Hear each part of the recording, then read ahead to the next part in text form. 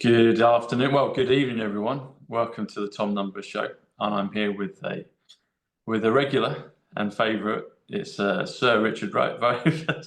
Sir Richard Vogt. How are you, Richard? I'm very well. Don't give me a title, for goodness sake. Thank you for asking me back on the show. That's great to have you. Well, in numbers, A is 1, B is 2, C is 3, as you know, and Sir is 46, which is best, which is Dove. So I think it's appropriate for you. So All there right, you fair go. enough. I'll accept it then on You'll this one accept rare it. occasion. You'll accept it on this occasion. No, I'm not Yeah. giving you a knighthood or anything like that, so don't No, worry. no, good. Thank God for that. I wouldn't be able to bestow that. Maybe in the land of Tom, I might be able to, but There you not are. You not see, in this. in your own jurisdiction. Exactly, in my own Yeah, jurisdiction. Yeah, and we all live in our own jurisdiction most of the time, don't we? We're in our heads most of the time, and then yeah. we have this shared platform that we're in, this realm. So Well, anyway, I do. No, it's funny you should say that because I was thinking about this. What we class as our reality, and yes, everybody has their own reality, as it yeah. were. Do I see red the same way that somebody else sees red? Do they see what I would think is blue? And all of these sort of weird questions. I thought that as a young kid, that's very perceptive of you because I Yeah. don't think everyone. Well, I haven't asked everyone, but I don't think everyone. Well, From what then I can tell, they I ask sort of took questions. that a stage further. Is why do we have to comply with a government's reality that doesn't necessarily work with our reality? You know. Exactly. So anyway. And you take that a little further. So the word government is 133, and the word simulation is also 133. Ah, see a link there. There's a link there, you see, Yeah. and it depends. The simulation, I think, if you understand, if you start to understand, I think that's what part of the Great Awakening is, realizing, trying to make sense of what this is. But I think once we become more aware, whatever that is, Mm. we can maybe start to fashion things in our liking, in our own reality, but also the shared reality that we all share with each other. So it's fascinating stuff. But Yeah. only a cerebral sir like yourself would even contemplate such a picture. Well done, Richard. Yeah, it's too much pipe smoking. That's what it is. Tell us, actually, yes, today we're going to talk a lot about notes of exchange and your experience with that. But you brought up the thing of pipes. So Yeah. I mentioned this briefly to my viewers. I don't know if I told them exactly, but I brought up the thought, the question. So there's a gentleman, Dr. Ardis. I don't know if you've done Yeah, any Dr. show. Brian Ardis. Yeah, he's a hero, I suppose. Yeah, so he's coming to town on he's speaking at the wellness event on Saturday and Sunday, and there's a whole host of others. And Alistair Jessel, a gentleman that's got a wellness centre up in Battersea, is hosting it. So I know Alistair, so I'll be at the event, and I'm fascinated to hear what Brian's got to say and pick his brain on a few things. But his thing, one of the many things he does is he talks very favourably about nicotine. And I know you've been on your I guess nicotine journey for a number of months now. You've become a distinguished pipe smoker. I know. I was just thinking, damn it, all my pipe, they're scattered around the house, but they're just not in the studio at this moment. Otherwise, I'd sit there and puff it for you. Any excuse. I have to call you Sir Sherlock soon. Yeah, that's it. What was your thinking behind that? Was it because of the health benefits with nicotine, or Do you know, it's interesting you say that because I've always had this fascination with pipes. Yeah. And I've got a picture. I made this Super 8 film when I was 15 called Him and His Pipe.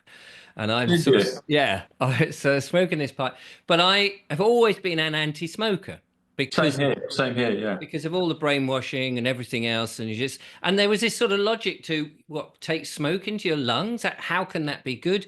And I do remember at school when it must have been in the last class.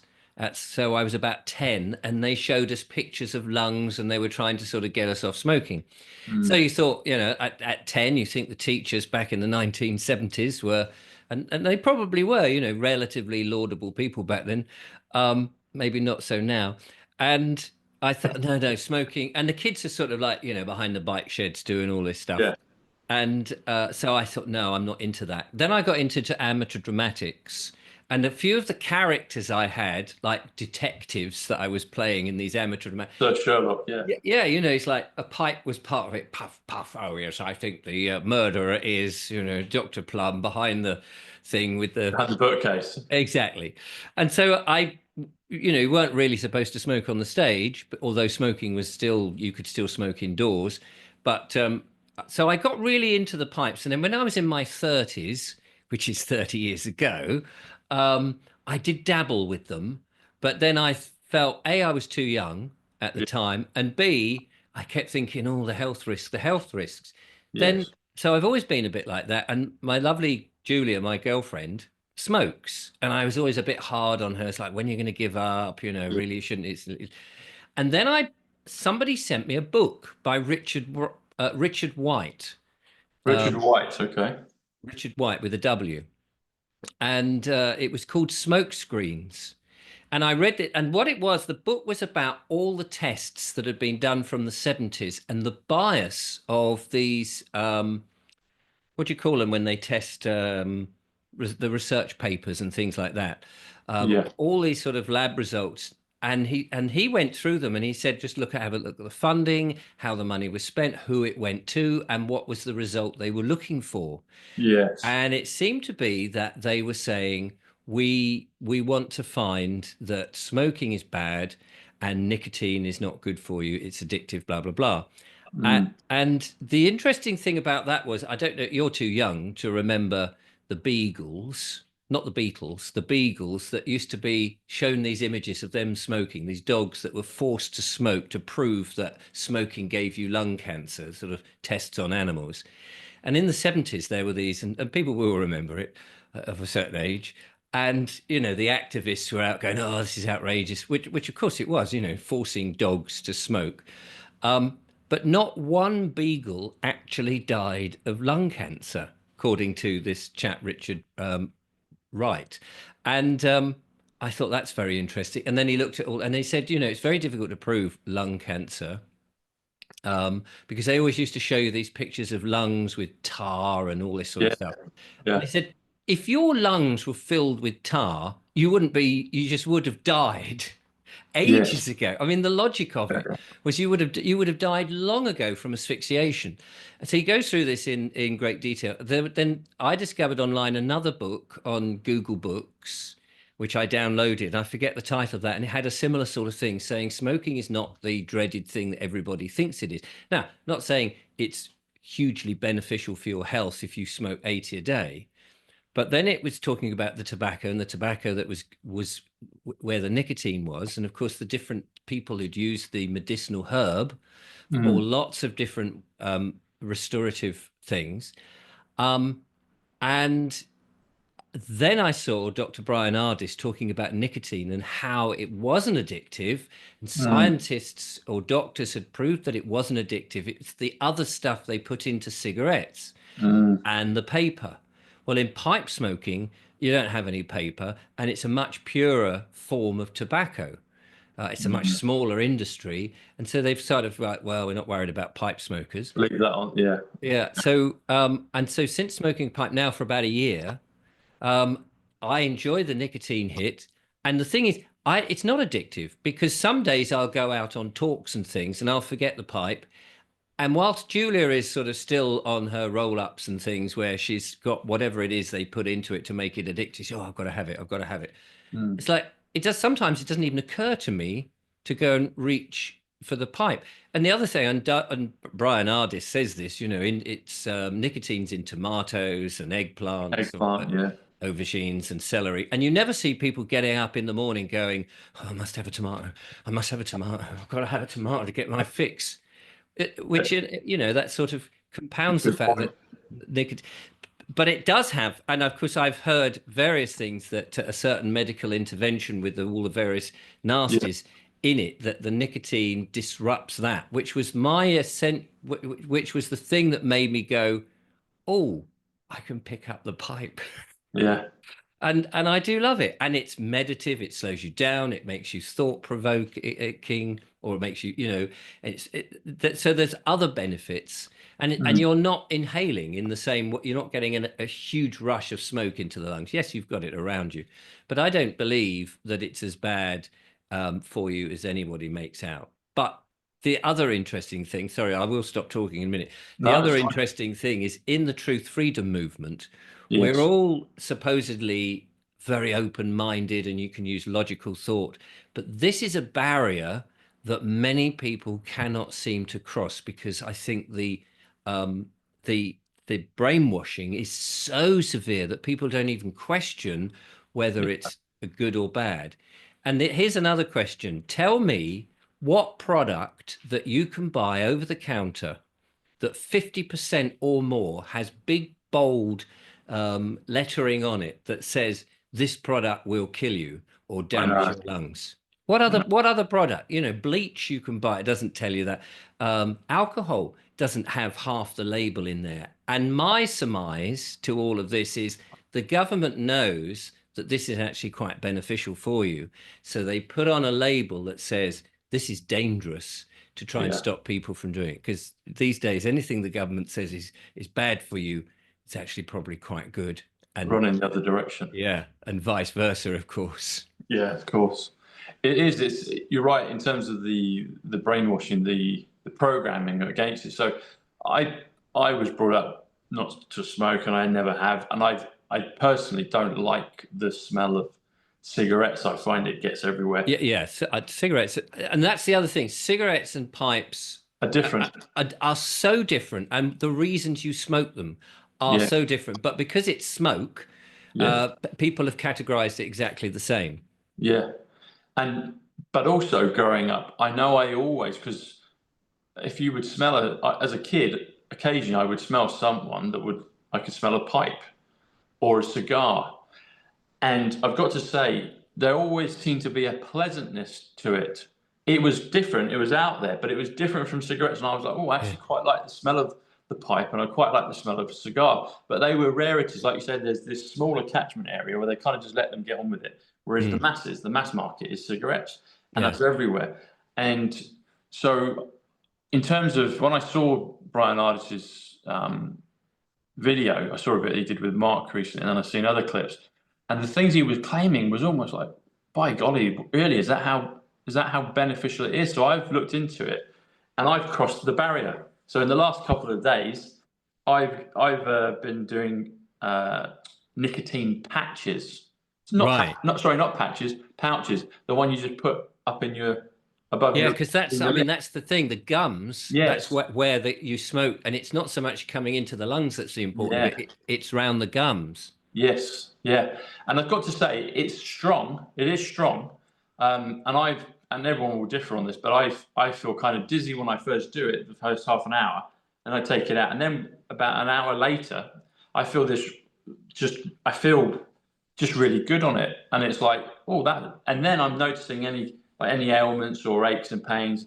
I'm noticing. I'm like, actually, that seems like, and I'm only 2 days into it, but it seems like the things that he's claiming could well be the case. And it seems mind blowing at first when you hear what he says. And I'm like, well, I'm gonna test this out. And then I'm like, and the other thing is, so you might have caught this, but people like Chuck Schumer, who's a big anti against all the things we stand for in the freedom movement, he was always one of the main culprits attacking Trump. And that's always a big red flag for me when I see that. But then he was almost like the verbal spokesman for "this will kill you." So there's actually a video of him categorically stating that these nicotine pouches, the little slip that you just put above your gum, and he who is basically kind of one of Satan's minions, was saying, no, don't do that. Whereas he's been for all the other corruption. And I was like, okay, this is a great white hat. Yeah. Red pill move. And then people like Tucker Carlson are actively promoting like Zyn, which is a brand in the States. You can get it here. And I was like, okay, so the ones that are close to the freedom movement, to Trump, etc., are actually pointing out and bringing it to our awareness, like you've already gone on that journey and started it again a year ago, that actually this stuff could be very beneficial. And it's like, well, if someone that is a bad player such as Schumer is against it publicly, I'm like, okay. And so it's an interesting journey, and I'm at the beginning of it. I only just started Yeah. it, but it's fascinating. I know you like I said, you've been Yeah. on Well, your I at mean, least a if you year ago. think, I mean, we're coming up now, aren't we, to 5 years I was since just thinking that just before we got, yeah, it's 5 years, yeah, we were all locked down. And one of the things, when they told us this thing was flying around and we all might get it and suffer, yeah, was Dr. Fauci said, now's a good time to give up smoking. there you And go. you just think, hang on a minute. And of course, the people Yeah, in who did get something, which I personally, my own personal belief, believes they were probably something to do with the flu jab in November the year before, not the yeah, thing they told us. yeah, The people who survived were the smokers. yes, yeah. You know, so I'm, yeah, to me, as somebody, and that was when I read the book, it's like I've been so open-minded to everything Mhm, that I suddenly thought, well, this does seem, and it was just the labels really, mhm. where the government seemed to be, and I couldn't find anything. What else says unless you go into toxic waste or things like that, but anything you could buy over the counter, and Yeah, particularly alcohol, which people do drink a lot of, and it's very everyday, and you could yeah, easily abuse that. But the cigarettes, which, and of course now the government has stopped people, I think it's 14 from that year onwards, ever having the choice in their life to smoke. So as they grow up, they will never be able to buy themselves unless they can get, fuddy-duddies like me to buy it for them. They cannot buy cigarettes. And the Sunak brought that Oh, law. what the so that they put the age limit up now, have they? So they put the so that as you get older, so Yes. at whatever age it is, something like 14. So at 14, they can't buy them, Yeah. which of course legally they can't buy them anyway. Yeah.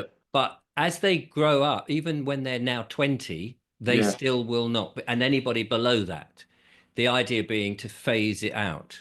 Really? So I don't know if So that's they still on. so they put in a step in. So if someone's over the age 20, they can't. They make it very difficult for them to get them. Is that what you're saying? Well, the way it was that I read it, and I don't know if it changed with the new government and whether Yeah. it passed on, was that at this particular age, if you're 14 now, Yeah. let's say it was 16, let's say or 18, doesn't really matter. That Yeah. whatever age it is today, that individual will never be able to buy it because at that point, anyone coming up will never be able to buy it. Anyone else will never be able to buy it. So it's like the mark in the water or the float going up. So anybody older than that will always still be able to buy it until they die, and then everybody else underneath that won't because they want to phase it out because it's very we want to help people and be healthy, and you just think this is we've got So to. they so whatever the age is, then if someone's born and then when they reach that age of, I guess, choice or accountability, whatever we want to call it, it Yeah. won't be available. It just won't be No. available anymore. No. And Right. of That's course, when you're interesting. buying stuff on your mobile phone and everything's on your data that way, of course it'll Yeah. come up, sorry, you're not allowed to buy this because they'll Right. know who you are, what your age is. The digital ID stuff will prevent you from Got you. from doing it. That's Um, interesting. I've noticed even to get the pouches, I got them online. You can get a free sample. There's a number of different brands that do them, but it's a bit like going through Fort Knox a little bit. Like you've got to get your name verification, then they verify. Um, like you can either do an ID or you're on the electoral roll, and then it passes, and then it's like I'm like they're making it tricky. I guess that's because of all the legislation, but if you persevere, you can still get it, and they'll send you a yes. free sample. So it's kind of like you can get a free sample, but we're going to make it difficult for you to do so. So it's like it's interesting tying into that legislation. Um, And it's a pain if you want to buy, say, a pipe tobacco online, mm, because tobacconists no longer, unless you can find tobacconists, which are very rare things now that actually sell pipe tobacco of any range, more than perhaps just one, yeah, which would be the sort of main, that's under the counter and nobody buys because there's so few pipe smokers really. Although there is a bit of a resurgence in it now, I'm pleased yeah, to say. You need to give all your data away, so the government will know, and it's because obviously it's a legal requirement. So the government presumably can have that data to find out who's smoking, who's got Yeah, nicotine on. They will. It's so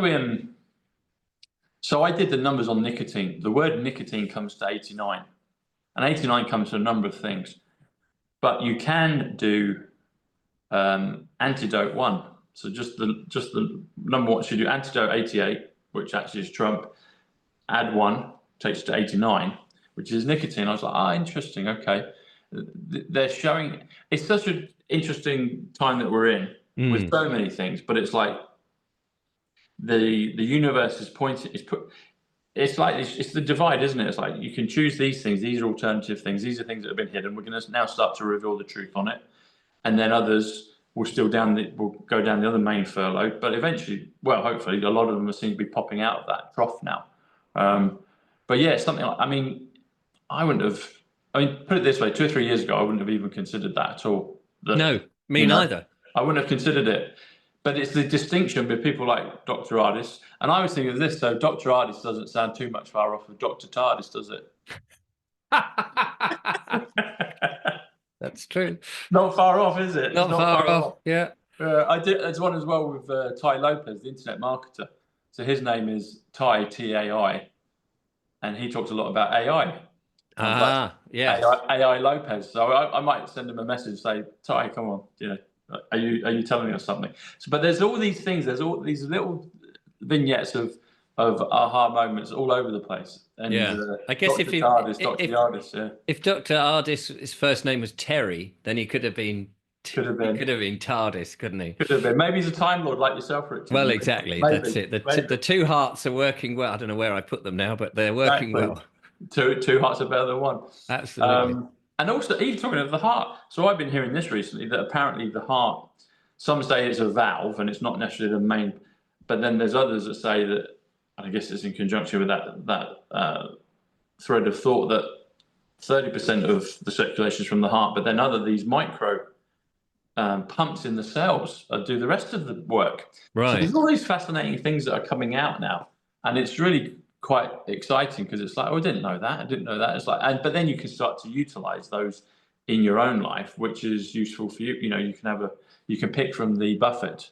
Yes. Not Warren's buffet, but you can pick from the buffet of choices of things that are out there. So it's a fascinating time, and it's.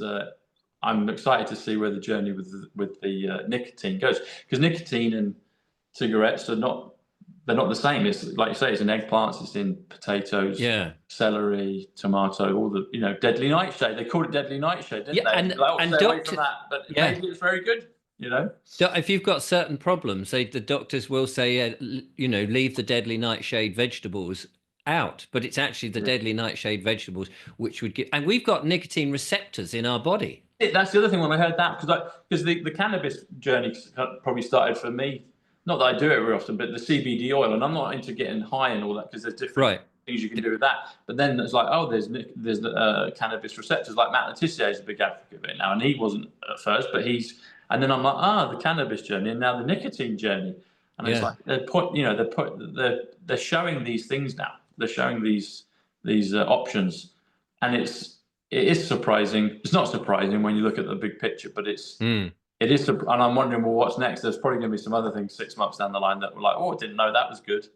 And exactly. And they'll make it obvious, Well, hemp is another thing. You're talking about cannabis, and I interviewed somebody the other day who was talking about hemp and all the different uses of it. And because we used to use it a long time ago. I mean, for ropes and things like that, but for insulation, for bricks, for clothing, all sorts of things. And it's a quick grower, and it's got so many benefits. But of course, if fields and fields are growing it, the government can't sort of work out what's legal and what's not legal. So and why should they have any interference on people's choice anyway? Exactly. So talking of the government, we'll go on to the main theme of this of bills of exchange. So I was fascinated to see your show that you released on your show about a week or so ago. And I know you kind of looked at it before we've touched it, but it seemed like you were actually, tell us about it. You've been getting actual results when you've done it in your own life with the bills of exchange. I think water bill was one that you said. Yes. I'll go through them, but let Yeah. me just start with an email I had from. Now, of course, it's an email, so I can't verify it or anything. Mm. But having gone down this path myself, I don't really disbelieve him. This was a chap who emailed. He said, "I watched your video on the bills of exchange, thought it was very interesting, was a bit dubious, so I got in touch with my bank, with my mortgage, and said, could you give me a final bill?" They gave him a final bill. He did the bill of exchange. He still owed £130,000. Hmm. And he said it went quiet. So I checked in on the account, which I normally do, which would give me all the numbers that I was supposed to be paying. Yeah. It zeroed. It was zeroed, 130 grand. So, and I thought, wow, I expect I'll be getting a little tip there then for Yeah. helping him out.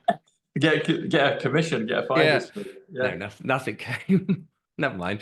Universe. Well, you'll get it. You're a blessed Y- man, Richard. You'll be Yes, of blessed. course. The Yeah. universe works in its own way. So I Yeah. wasn't at all. It was just fantastic news, really. So my journey was somewhat different. I had this chap, Mike Holt, on the show, who's an Australian and he does his common law stuff. Now, some people say, and they've said, oh, no, Mike, he's a dodgy person. But he seemed perfectly laudable to me. Mm. And you have to make your own gut judgments on people. And he presented his case. He had a website, and he said it worked and what have you. So I had this letter from my water provider Yes. who said, out of the blue, just said, "Oh, we're sorry to tell you that there's been a data breach, and some of your data has been, has gone with a number of other of our customers. Don't worry about it. It's all going to be fine. We'll sort out. We'll plug the hole. This sort of thing." And I thought, well, that's a bit much, isn't it? You've lost the data now. Some other people know, goodness knows what they know in the other 100,000 other customers or whatever. And I was paying just by direct debit, like a lot of people would do. Mm. And we'd been sort of talked into that. So I immediately cancelled the direct debit. I thought, well, I'm no longer going to pay that method because the data's disappeared and who knows. Mm. So within 2 days, the water company sent me the remainder of what I owed for the rest of the year because they said, oh, we can't get the money from the bank anymore in installments. So, pay up. Here's what it was. And it was just under £300. So I looked at it and it was a bill just as Mike Holt had demonstrated in the video. And I thought, why don't I try? I've got nothing to lose. Yeah. So you follow this very simple thing about saying, I accept this bill as money in pound sterling in our case, and it was Australian dollars in his case. Yeah. You sign it as the beneficiary of the trust, and you put a couple of other things on it, and there's variations on this. And then you send it back with a covering letter saying, I'm settling the account. Here it is. I've turned it into a financial instrument. Mm. So I sent that back and I heard nothing. And of course, I was waiting for the pushback going, well, we can't possibly accept this. What are you talking about? Anyway, Mm. nothing happened for 3 months. I didn't say anything on the show. I just did it, kept quiet. And then 3 months later, I got I got a letter from them. And I thought, oh, here we go. I opened it up and it was another bill for 50 quid. And on there it had a statement of the last 2 or 3 bills that I had paid. And on there was the 300, just under £300, whatever it was, Mm. 289, whatever it was, settled, finished, paid. Well, it didn't come out my account, my personal bank account. Mm. It must have come from the trust or whatever. So there was no qualms. So I made a video then called "It Bloody Works," and I wanted to share this news with all the audience. And meanwhile, I did the same with this £50, sent it off, and within a week, it came back saying, no, we can't accept that. You've got to pay, blah, blah, blah. And I thought, well, hold on a minute. I've set a precedence with you guys. But then Yeah. I realized, of course, another 1,000 odd people who were doing the same because they'd seen the video. And they were pushing back to their water companies or other utility companies. And some were saying, yeah, it worked. And others were saying, no, we've had this back and it's not working. It's not working. And I immediately thought, well, yeah, okay. So the water companies now suddenly had an influx of these things and going, Yeah. hang on, someone spilt the beans here. We're all right with a few coming in. But Yeah. when there's lots. So they pushed back. So I didn't.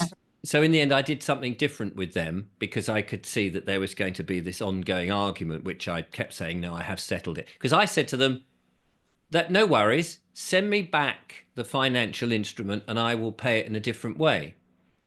And they refused to send it back. So in the end, I just sent them an invoice to say, well, you haven't sent it back. Anyway, that went quiet. And then I did get You invoiced them for the bill that for you the 50 quid. right. For the financial, basically. So the way I sort of describe it is someone sent me a bill and I've gone, oh, okay, I'll pay the bill. I'll pay it with this goldfish bowl. And they've said, no, we don't accept goldfish bowls. So I said, fine, give me my goldfish bowl back and I'll give you the money. But they haven't given me my goldfish bowl back. So you've invoiced them for So I the invoiced them for the goldfish bowl. And then what happened? And then that went quiet. Then I got the next installment, which was another 50 quid because it would have been installments of 50 quid. So I just thought, well, I'm going to do it slightly differently on this one. So I did that a different way, which I don't want to complicate things. I did this also with the council tax. So when the council tax came last March, a year ago, because it comes as a bill, council, and it says bill on it, and that's the important thing, bill. So I did that, sent it back. They weren't very happy. They said, no, you can't pay this way. I said, well, give me back my goldfish bowl then, please. And they just kept ignoring this. And in the end, I sent them an invoice and it went quiet. Then the next thing that happened was I got a summons. So I thought that's interesting. Okay, so where is my financial instrument I created with my signature? And they weren't going to engage with me. So I did three things on the back of that, which I think in the end made no difference whatsoever. But the three things I did was to write to the council, because we know it's a fraudulent system. And I wrote to them and I said, oh, here, I've got this summons, but it hasn't come from the court. It seems to have come from somebody else. And it looks like it's come from somebody in the council. You should know this because that's a spam and it would make you, the council, look like you were operating fraudulently, which, couldn't possibly happen. But so I sort of wrote this letter and said, and I know that because it's not signed, it's not on court paper. And actually the court itself doesn't have a record of this summons in their thing because they hire a room and it's all separate. I wrote to the court and said, as you know, you haven't got a case with me, but I've got this summons and it purports to come from the council, which must be a spam because, since when does hang on, I've got to get this right. There's the prosecutor and the defender. Since when do you have to go to the prosecutor to ask if you can turn up at court, which was what they were saying is, don't go to court unless you've spoken to us first. And you think, well, you're prosecuting me. You don't go to the prosecutor and say, is it all right if I defend myself in court? You've summoned me to court. So why would I? So anyway, I wrote back and said, I think there's a scam going on. Then I wrote to the Attorney General and said pretty much the same and said, I think there's something going on. You should investigate this. I said, also, you want the law to be done, but it's got to be seen to be done. And I think this is, it would be terrible if that got out and there was this. Anyway, at first I thought that was what clinched it, but now I'm not so sure because I didn't turn up at the summons. I just ignored that. And normally, whether you turn up or not, you get a liability order followed by knock at the door or are you going to pay? I never got a liability order and I never had anyone knock at my door or send me any other letters from the council. So I think what happened was in the crosswires of me saying to them, I have paid, I've settled it. One department was going, no, you haven't, no, you haven't. But probably the finance department had taken this instrument and settled it. Right. So I think it did work the way it was supposed to work. So what time period was this, Richard, with the council tax? How long ago?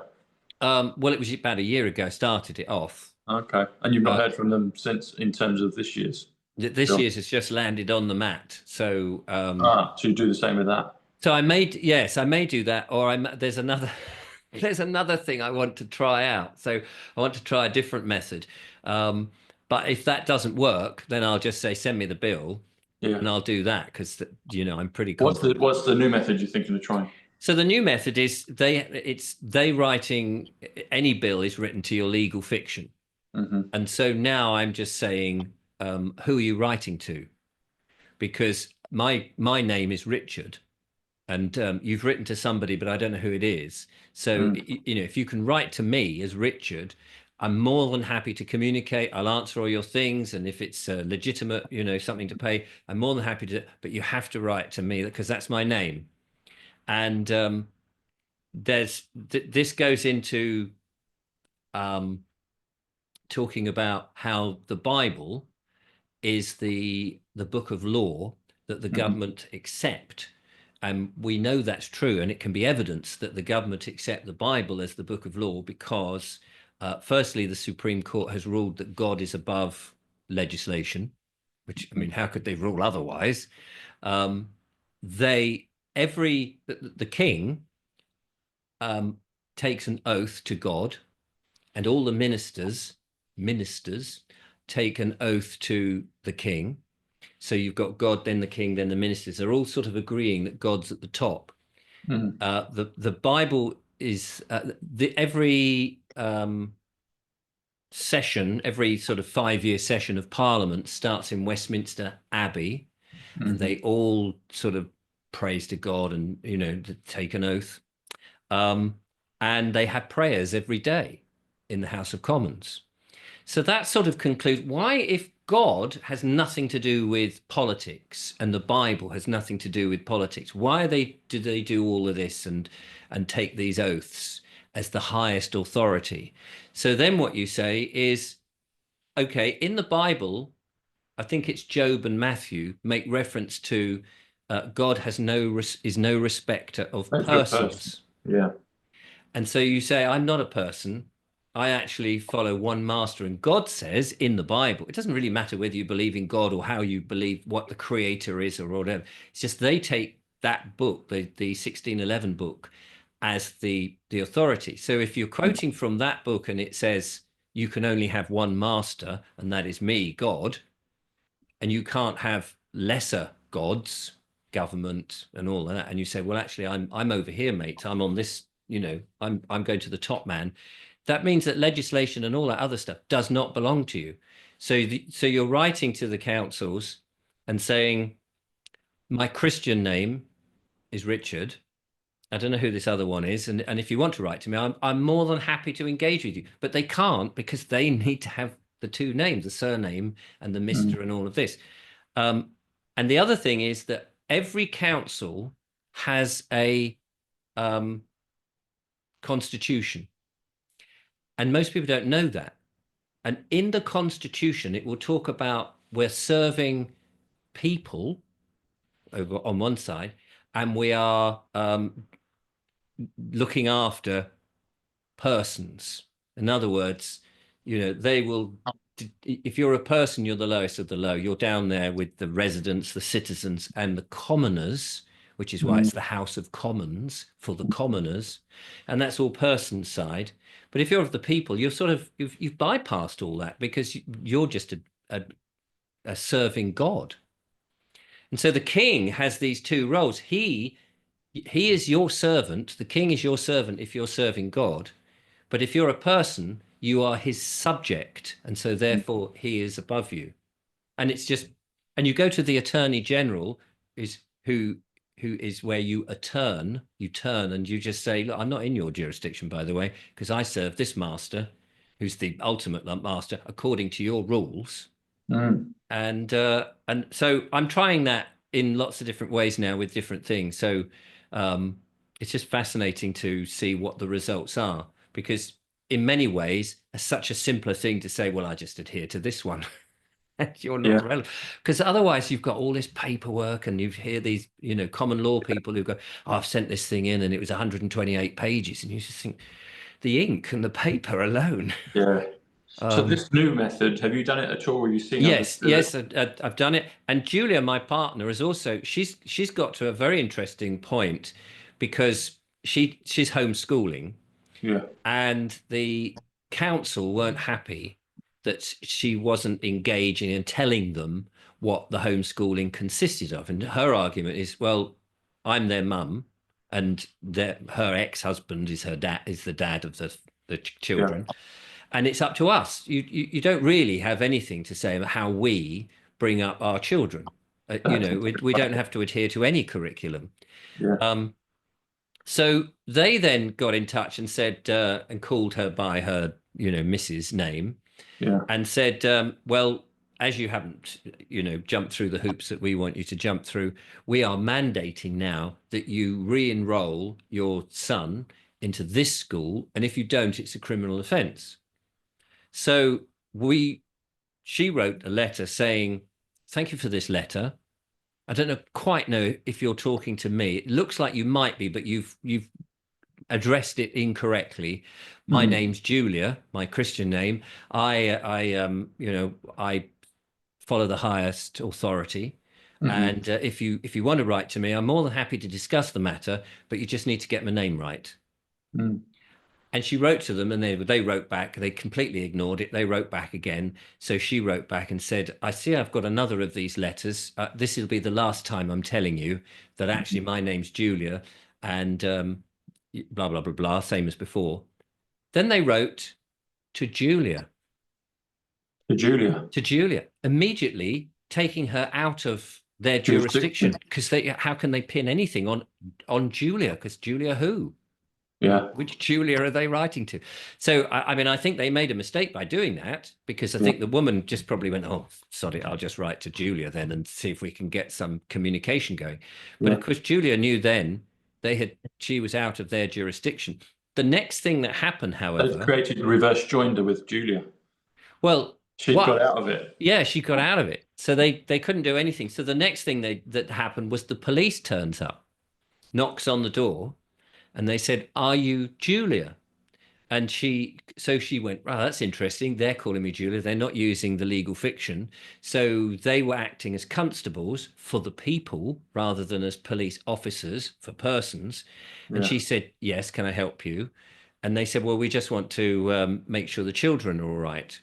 Because she realized very quickly, oh, this is just to make sure they're not malnourished, they're not beaten up, they're not abused, because when you're teaching kids at home, you don't know what's going on. And there's a lot of scary stories in the press. So she got the kids looked okay. They looked like they were fed well, they were dressed well, they spoke okay. She said, that's it, that's all you needed to see. She got rid of them and the police went away.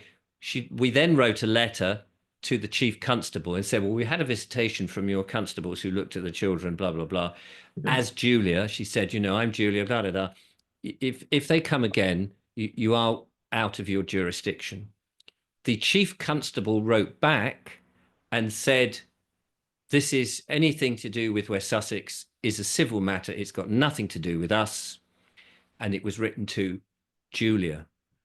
So the police acted as constables writing to Julia outside of the legal jurisdiction. So she's got that letter and she can and of course she can use that many times over to say the police recognize me as Julia so it's like that's a piece of gold dust for her. Wow. So they're coming around. So I think they know, and in a way it's a test of your conviction. And as Clive Edwards, who put me onto this, I must give the credit to him. He says it's your conviction that will get you convicted. If you believe you are or act as the person, you'll be convicted as that. But if your conviction is that you aren't part of the legal fiction stuff and legislation, and that you're on the path for God or the Creator, however you wish to talk about it, then that's your conviction. But if your conviction crumbles, you end up as a convict. And again, it's all these words.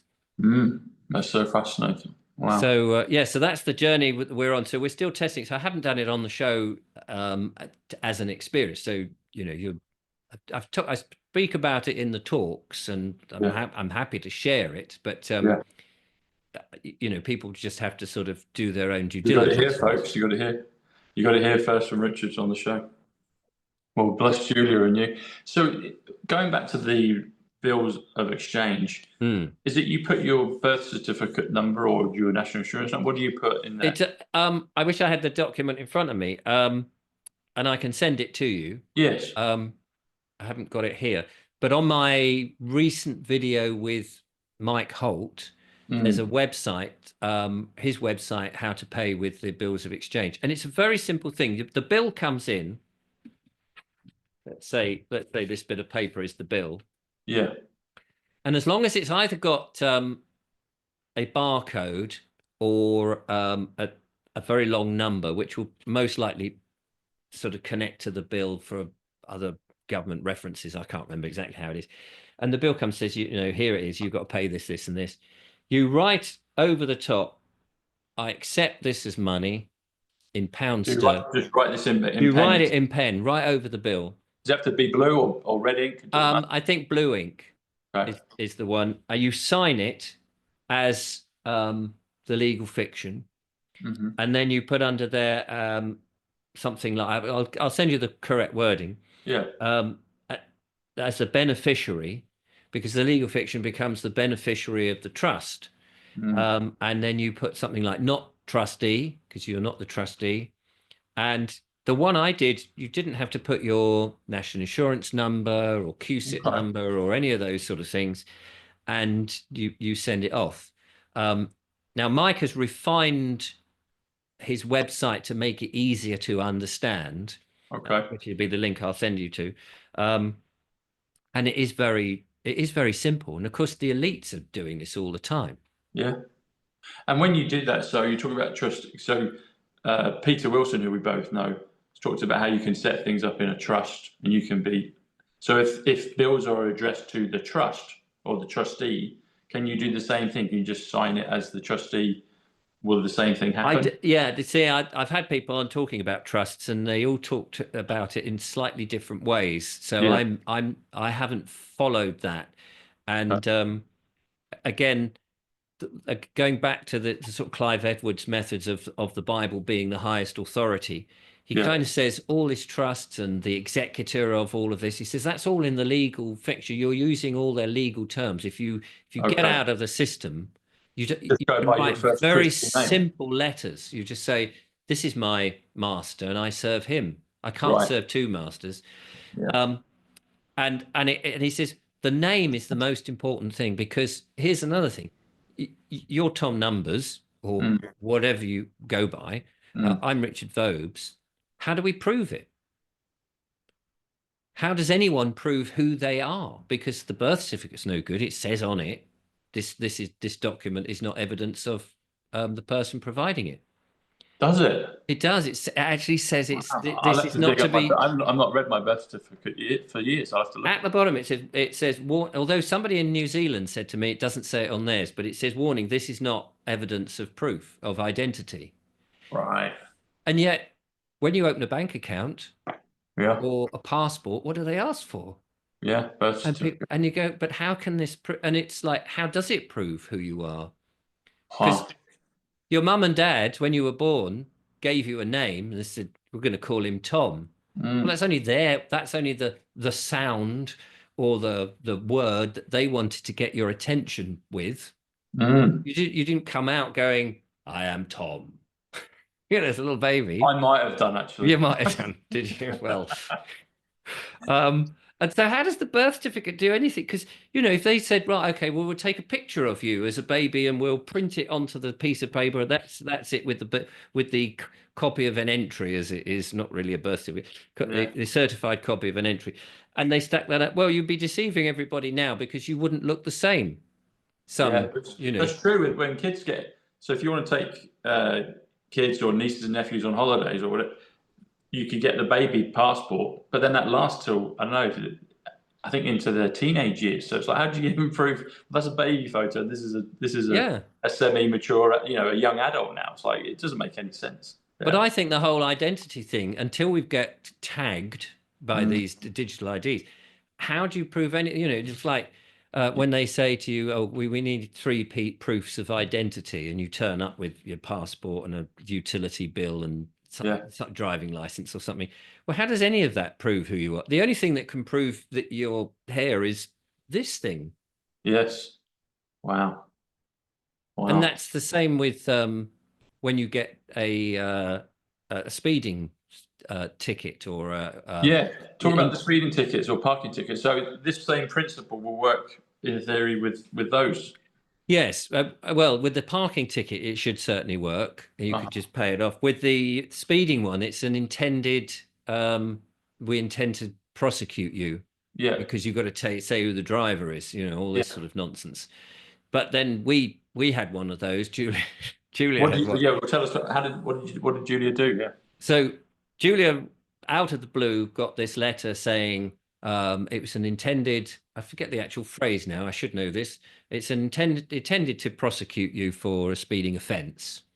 So this letter comes in, and it's to her, and basically what they want is you to say, yeah, it was me. I'm so sorry, you know, whatever, and they send you a fine. But of course, the onus is on them to prove it's you. So we got this letter and we wrote back saying, thanks very much for your letter. It's very nice to hear from you. But, and you've Send made, you a birthday card and a Christmas card. yeah, Yeah. you know, Yeah. it's very nice. You know, Yeah. do Very nice. send a Christmas cake. So it's lovely to get your letter, blah, blah, blah. But you're making a very serious allegation here that you're saying that something happened, that we are somehow connected to it. Yeah. So could you send us some evidence, please? So that was the first bit. Then Yeah. they came back and they had a photograph of the car on the motorway, and they said, here's your car, and you were speeding, you know, 70 and a 60 on the motorway. So we wrote back and we said, thanks ever so much for the letter, and it's very kind of you to send a picture of a stationary car that you claim is speeding. So he said it's a bit of a shame. Plus the fact we couldn't see the number plate.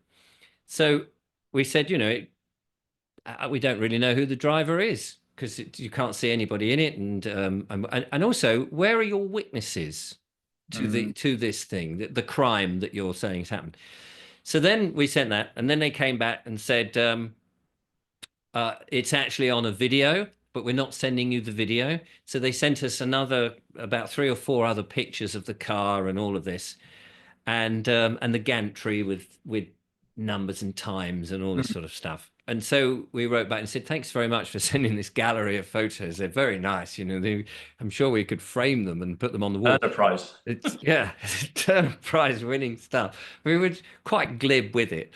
Yeah. But all the time they're wanting you to consent to it and say, you know, oh yeah, that's us. Yeah, definitely. You know, you've got us banged to rights. But we were going, but hang on a minute. You do know, one of the things you said, you do know that the motion picture industry have been creating fake images for decades.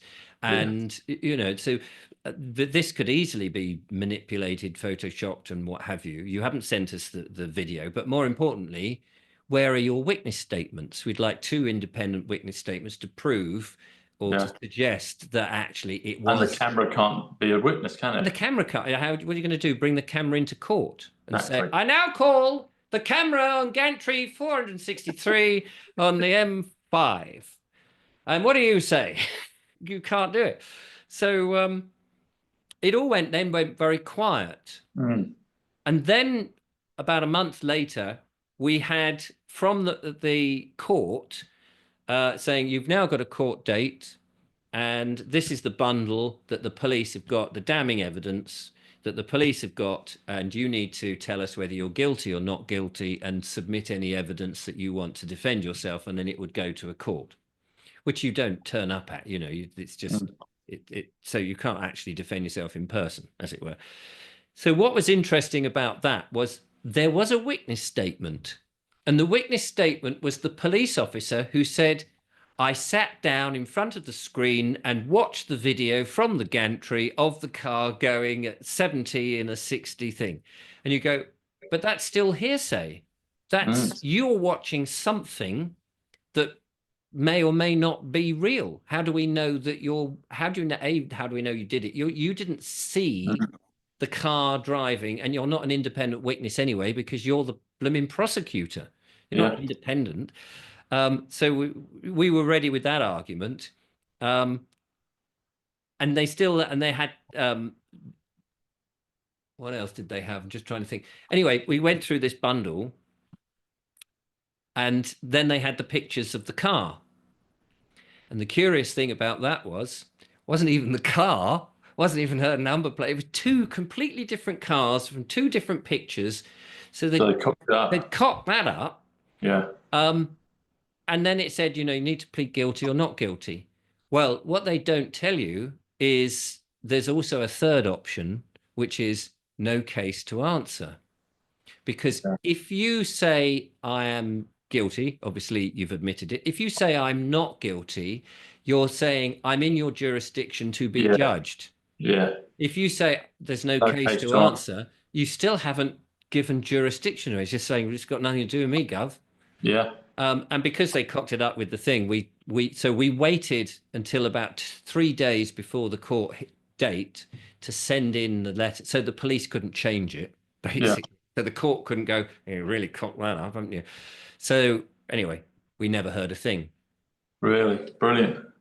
Brilliant. That's it. We should do another one on this soon, Richard, because there's so much to go through, and I think this is really, really valuable for people because everyone's being hit at some angle with it, you know.